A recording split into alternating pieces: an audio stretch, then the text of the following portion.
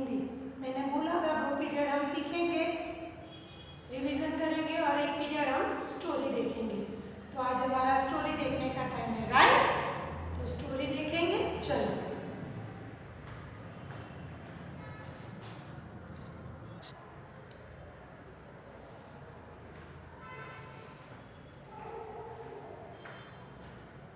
सब पहचानते हैं गणपति दादा मोरिया, राइट? तो मैंने बोला वैसे स्टोरी है गुजराती में, पर हमें देखने में सबको मजा आएगा। और ऐसे गुजराती थोड़ी थोड़ी हमें सबको आती तो है, राइट? तो स्टोरी गुजराती है, पर क्या है वो मैं आपको बता देती हूँ कि भाई हम महादेव के मंदिर जाते हैं ना, शंकर भगवान, पार्वती माता, गणपति दादा और उनके एक भाई है कार्तिकेय भगवान। तो शंकर भगवान और पार्वती माता के 2 पुत्र, गणपति दादा और कार्तिकेय भगवान। तो ऐसे भी आपके भाई बहन में भी ऐसा होता है ना, मम्मी कौन अच्छा है, मम्मी मैं अच्छा हूँ, वो अच्छा है, वो अच्छा काम करता है। तो ऐसे भी ऐसे एक दिन शंकर भगवान और पार्वती माता बैठे थे। तो ये दोनों भाइयों में ऐसा हुआ कि तेज कौन दौड़ेगा, सबसे बुद्धिशाली कौन है, सबसे तेज कौन है। तो ऐसे हम गणपति दादा को तो हमने सबने देखा है, हम सब मानते भी। तो ये तो इनका बड़ा पेट, भारी वजन, और उनका गणपति दादा का वाहन भी मूषक यानी चूहा, कार्तिकेय भगवान का वाहन मोर है। तो बोले कि जो 68 तीर्थ करेगा वो सबसे तेज। तो कार्तिकेय भगवान तो फटाफट 2 मिनट में निकल गए अपना पीकॉक मोर लेकर। उन्होंने सोचा, भगवान ने, गणपति दादा ने, कि मैं कैसे निकलूं, मैं तो दौड़ भी नहीं सकता, मेरा मूषक भी दौड़ नहीं सकता। तो उन्होंने एक तरफ मम्मी को बिठाया, एक तरफ पप्पा को यानी शंकर भगवान को बिठाया, एक तरफ पार्वती माँ को। फिर उनकी प्रदक्षिणा करने लगे। तो दोनों ने बोला कि सबसे सच्चा तीर्थ माँ बाप का है, जो अपने माँ बाप के सामने नहीं बोलता। कई बच्चों को ऐसी आदत होती है कि मम्मी के सामने आंसर देते, बोलते हैं। तो ये नहीं करना चाहिए भाई। मातृदेवो भव, पितृदेवो भव और गुरुदेव। तो उन लोगों को, पापा हो या मम्मी हो, किसी के सामने हमें बोलना नहीं चाहिए, राइट? तो ये स्टोरी वही हमें सिखाती है। देखो चलो,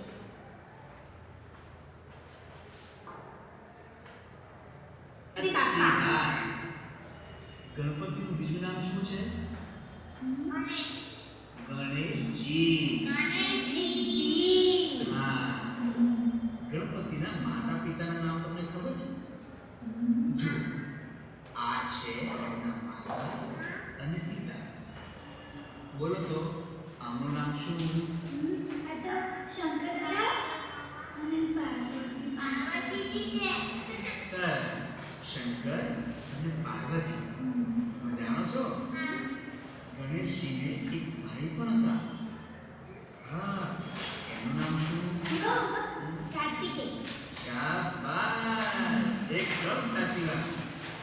જો આ છે કાર્તિકેય અને તેમનું વાહન છે મોર. હા, કાર્તિકેયનું વાહન મોર છે. હવે તમને બધાને એ તો ખબર જ હશે કે ગણપતિ દાદાનું વાહન કયું? સાચી વાત. તો આજે ગણેશજી અને કાર્તિકેયની હરીફાઈની એક વાર્તા આપણે સાંભળીશું. હા, એ વાર્તાનું નામ છે સાચું તીર્થ. શું છે? સાચું તીર્થ. હા, સાંભળજો. હા, શિવ અને પાર્વતીને 2 દીકરા, એકનું નામ ગણેશ અને બીજાનું નામ કાર્તિકેય. રમતા રમતા બંને ભાઈઓ ઝઘડી પડ્યા. વિવાદ છે, વાદ છે. ગણેશજી કહે, હું જબરો છું. અને આ સાંભળી કાર્તિકે પણ ગુસ્સે થયા. એ પણ બોલ્યા, હું જબરો હું જબરો. હું જબરો તો બંને ભાઈ હું જબરો કરતા કરતા લડી પડ્યા. એટલામાં પાર્વતીજી ત્યાં આવ્યા. તેમણે આ બંને ભાઈઓને લડવાનું કારણ પૂછ્યું. તમે બંને કેમ લડો છો?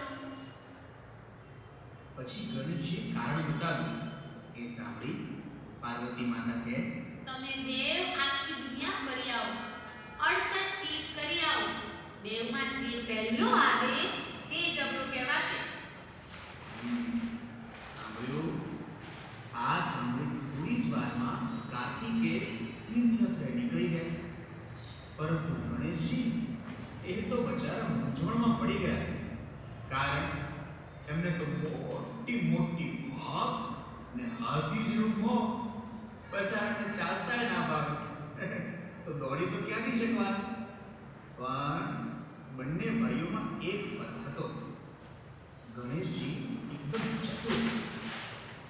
વિચાર કરતા કરતા તેમને ઉપાય જડી ગયો. એમણે શું કર્યું ખબર છે?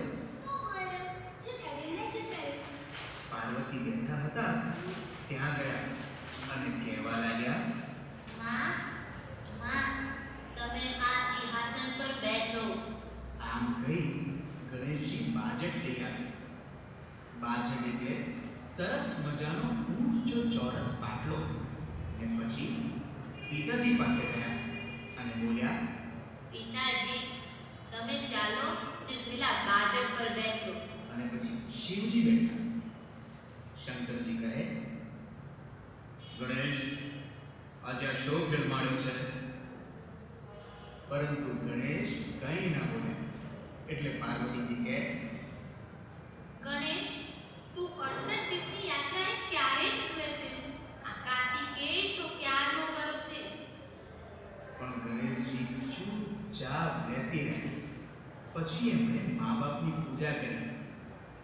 તેમણે બંને જણને વંદન કર્યા અને પછી તેમની ગોળ ગોળ ફરતા જાય અને બોલતા જાય, માતા છે દેવ અને પિતા છે દેવ. માતા છે દેવ અને પિતા છે દેવ. માતા છે દેવ અને પિતા છે દેવ. બસ. ગણેશજી ફરતા જાય ને ગાતા જાય. ગોળ ગોળ ફરવું તેને પ્રદક્ષિણા કરી કહેવાય. ખ્યાલ આવ્યો? એક પ્રદક્ષિણા બરાબર એક તીર્થ. આ રીતે 68 પ્રદક્ષિણા પૂરી કરી મા બાપને ફરી પગે લાગી હાથ જોડીને ઊભા રહી પાછા ગણેશજી બોલ્યા, દુનિયામાં સૌથી મોટું તીર્થ મા બાપ છે. મેં 68 પ્રદક્ષિણા કરી. મારી યાત્રા પૂરી થઈ કહેવાય. બોલો, હવે કોણ જબરો, હું કે કાર્તિકેય? ગણેશજીની આ વાત સાંભળી શિવ અને પાર્વતી રાજી રાજી થઈ ગયા. તેમણે ગણેશજીને આશીર્વાદ આપતા કહ્યું, હવે લોકો પહેલી પૂજા તારી કરશે ગણેશ. જે મા બાપને તીર્થ સમાન ગણે તેની પૂજા પહેલી થાય. જોયું બાળકો, બેઉ ભાઈમાં ઝઘડો કોણ? શાબાશ. ગણપતિ દાદા ઝઘડા તો હતા જ, પણ ચતુર પણ હતા. એમણે એ સાબિત કરી આપ્યું. તો ચાલો મારી સાથે તમે પણ ગાઓ. માતા છે દેવ અને પિતા છે દેવ. માતા છે દેવ અને પિતા છે દેવ.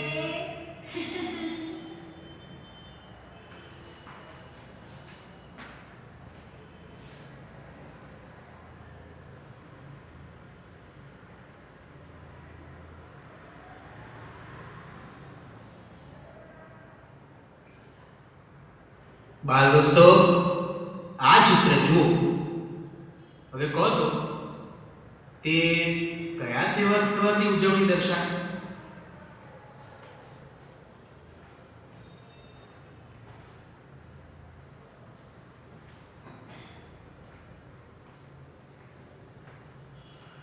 चलो भाई, वो स्टोरी खत्म हुई। ये दूसरी, ये पिक्चर देखकर सभी को पता चल जाएगा कैसे क्या है। आने वाली है ना होली, तो ये होली का पिक्चर है। अब होली क्यों मनाते हैं, तो ये रिलेटेड ये स्टोरी है। भक्त प्रहलाद, वो उनका जन्म एक राक्षस के वहां हुआ था। तो हिरण्यकश्यप, उसको वो अच्छा नहीं लगता था कि कोई भगवान का नाम ले। और ये भक्त प्रहलाद ऑलवेज भगवान के नाम लेते थे।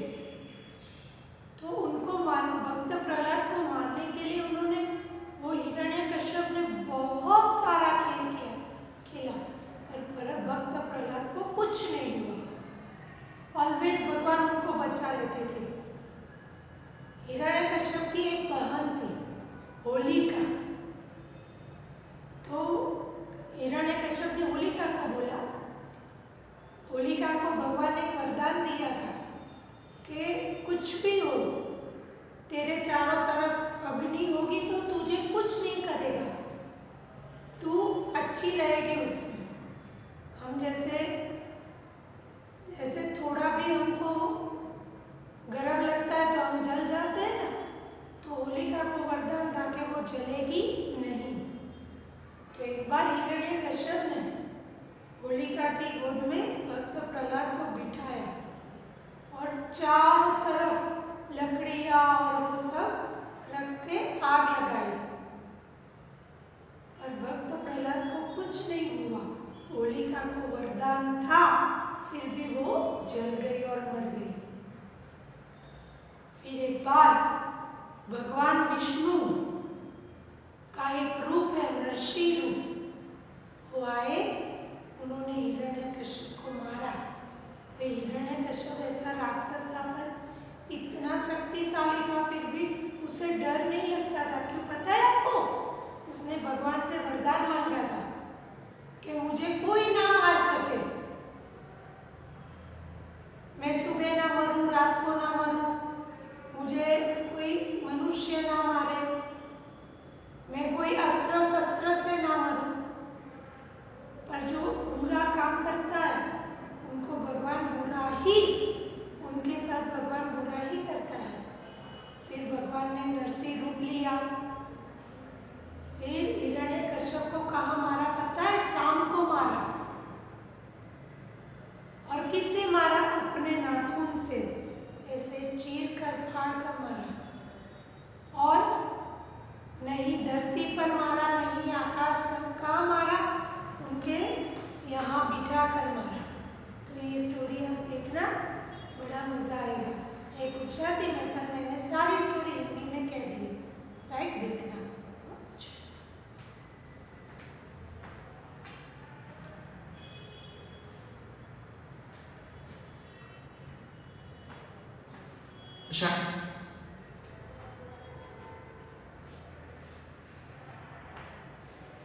ચાલે છે શાબાશ, એકદમ સાચી વાત. હોળી. બાળ દોસ્તો, હોળીમાં તમે શું કરો?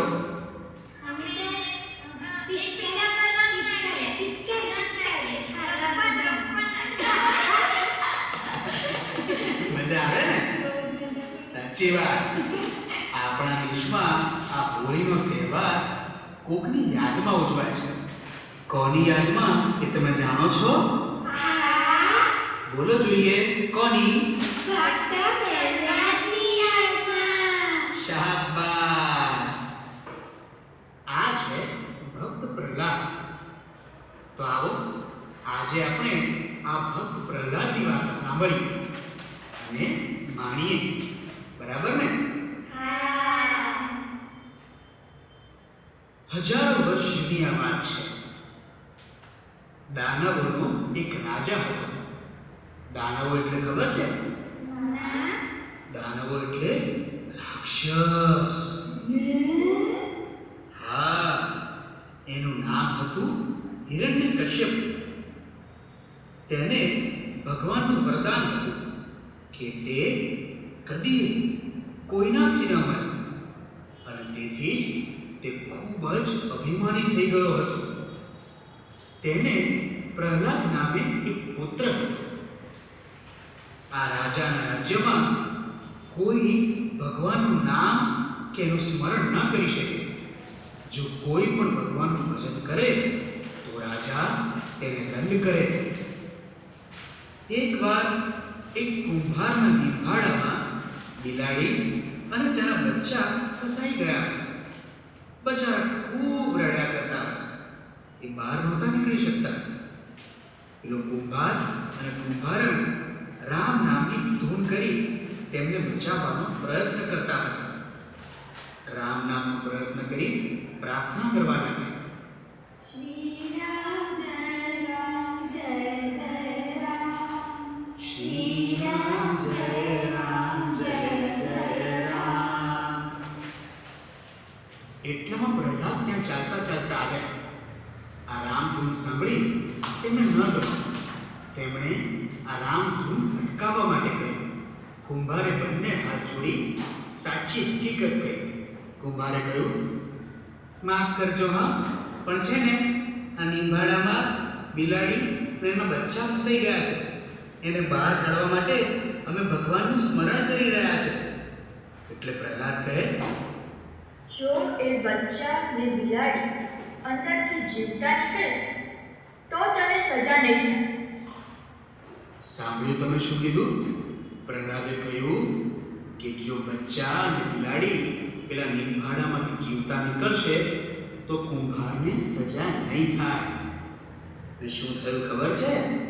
ભગવાનની કૃપાથી નિંભાડામાંથી બચ્ચા અને બિલાડી જીવતા નીકળ્યા. હા, બસ આ પ્રસંગ પછી પ્રહલાદ રામનો ભક્ત બની ગયો અને સતત રામ નામના જાપ કરવા લાગ્યો. શ્રી રામ જય રામ જય જય રામ. શ્રી રામ જય રામ જય જય રામ. શ્રી રામ જય રામ જય જય રામ. પરંતુ બાળ દોસ્તો, પ્રહલાદની આ ભક્તિ તેના પિતાને જરાય પસંદ નહોતી. તેણે પ્રહલાદને ભક્તિ છોડી દેવા માટે વિનંતી કરી, પરંતુ પ્રહલાદ ન માન્યો. તેને તો રામ ધૂનનો નશો ચડ્યો હતો અને તેથી જ તેના પિતાએ તેને મારી નાખવાના ઘણા પ્રયત્નો કર્યા. દરેક વખતે ભગવાને પોતાના ભક્ત એવા બાળક પ્રહલાદનો બચાવ કર્યો. આ જોઈ રાજા હિરણ્યકશિપુ ખૂબ જ ગુસ્સે થતો હતો. તેને આ જરાય નહોતું ગમતું. તેને સમજાતું જ નહોતું કે દરેક વખતે આ પ્રહલાદ કેવી રીતે બચી જાય છે. સમજાતું નથી. આ પ્રહલાદ દરેક વખતે કેવી રીતે બચી જાય છે? હું એને મારવાના પ્રયત્ન કરું છું પણ એ દરેક વખતે બચી જાય છે. એને મારવાની કોઈ યુક્તિ કરવી પડશે, કશું વિચારવું પડશે. રાજા હિરણ્યકશિપુને હોલિકા નામની એક બહેન હતી. તેને અગ્નિ ન બાળી શકે એવું વરદાન હતું. રાજાએ એ હોલિકાને બોલાવીને કહ્યું, બેન હોલિકા, તારે પ્રહલાદને લઈ આગમાં બેસવાનું છે. ખબર પડી?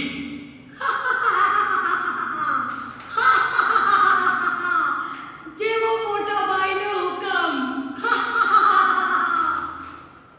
ને રાજા હિરણ્યકશિપુના હુકમથી આગ તૈયાર કરવામાં આવી અને હોલિકા બાળક પ્રહલાદને ખોળામાં લઈ આગમાં બેઠી. પણ હા શું, હોલિકા બળી ગઈ અને પ્રભુની કૃપાથી પ્રહલાદને જરાય ઈજા ન થઈ. રાજ્યના લોકો આ જોઈ આનંદમાં આવી ગયા અને ઢોલ નગારા વગાડવા લાગ્યા. બધા ખુશ ખુશ થઈ ગયા.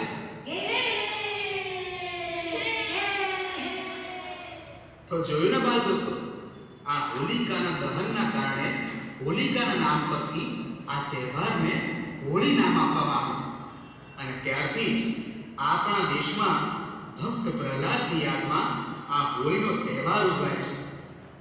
ફાગણ સુદ પૂનમની સાંજે ગામના નાકે ચોકમાં હોળી પ્રગટાવાય છે. લોકો હોળીનું પૂજન કરે છે. બીજે દિવસે ધૂળેટીનો તહેવાર મનાવાય છે. એકબીજાને અલગ અલગ કલરના રંગો લગાડી પિચકારીમાં અલગ અલગ પ્રકારનું પાણી ભરી એકબીજા ઉપર છાંટે છે અને મજાનો આનંદ લે છે.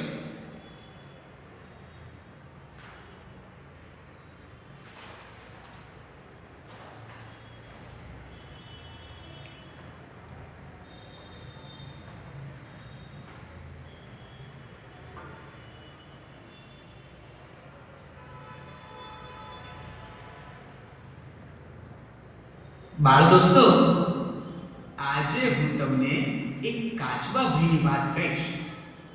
એનું નામ છે લપલપિયો કાચબો. હા, કેમ? આપણું નામ હોય તો પ્રાણીઓનું નામ ના હોય?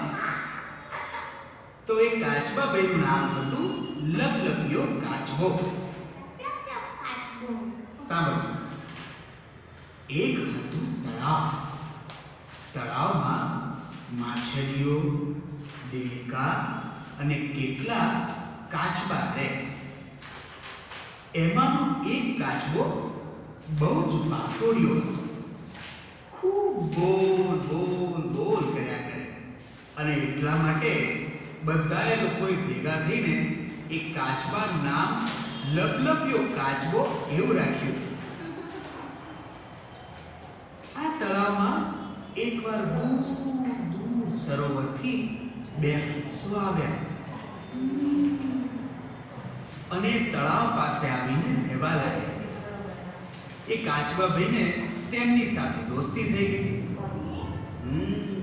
હંસોને પણ કાચબાની દોસ્તી ગમતી હતી. થોડોક સમય જતા તળાવમાં પાણી ઓછું થતા હંસોએ સરોવરે પાછા જવાનું નક્કી કર્યું. કાચબાને પણ તેમની સાથે જવાનું મન થયું. તેને તો જવું હતું. પછી કાચબાએ હંસોને વિનંતી કરી, હંસભાઈ, મને પણ તમારી સાથે લઈ જાઓ ને. હંસોએ આ વિશે વિચાર કર્યો. પછી તેમને થયું કે લાવ, આપણે કાચબાને સાથે જ લઈ જઈએ. એટલા માટે હંસોએ એક લાકડી લઈ અને કહ્યું, કાચબા ભાઈ, તમે આ લાકડીને વચ્ચેથી મોંમાં પકડજો. અમે એને છેડેથી પકડીશું ને તમને સરોવરની પાર લઈ જઈશું. કાચબા ભાઈને તો આ વાત ખૂબ ગમી ગઈ. પરંતુ હંસોએ એક કાચબાને ચેતવણી આપી, તમારે છે ને બોલવાનું નહીં કાચબા ભાઈ. જો તમે બોલશો તો પડી જશો. આ સાંભળતાની સાથે કાચબા ભાઈએ હા પાડી. કાચબાએ વચ્ચેથી લાકડી પકડી અને હંસોએ બંને છેડા મોંમાં લીધા અને પછી એને ફુર કરતા ઉડ્યા. કાચબા ભાઈને તો મજા પડી ગઈ. પહેલી વાર એને હવામાં ઉડવા મળ્યું. કાચો ભાઈ તો ખુશ થઈ ગયા. હંસોની સાથે કાચબા ભાઈ ઊંચે ઊંચે ઉડતા જાય. હંસોની સાથે કાચબા ભાઈ ઊંચે ઊંચે ઉડતા જાય. કેટલાય લોકોએ નીચેથી આ દ્રશ્ય જોયું અને એ લોકો તો છક થઈ ગયા, નવાઈ પામવા લાગ્યા. અને એ લોકોને જોતાની સાથે કાચબા ભાઈને બોલવાનું મન થઈ આવ્યું. પણ કરે શું? એટલામાં નીચેથી કોઈ માણસ બોલ્યો, આ કાચબો લાકડી છોડી દે ને તો એના તો રામ રમી જાય. આ સાંભળી કાચબાથી તો રહેવાયો નહીં તો ભૂલી ગયા કે તે તો હવામાં છે. કાચબા ભાઈ તો ભાઈ બોલી ઉઠ્યા, તારે શી પંચાલ ઓ દબા. ને બાળ દોસ્તો, જુઓ કાચબા ભાઈ તો પડ્યા નીચે ને એમના રામ રમી ગયા. તો તો બાળ દોસ્તો ન બોલવાના સમયે બોલે એના હાથ આ કાચબા જેવા થાય. સમજણ પડી ને?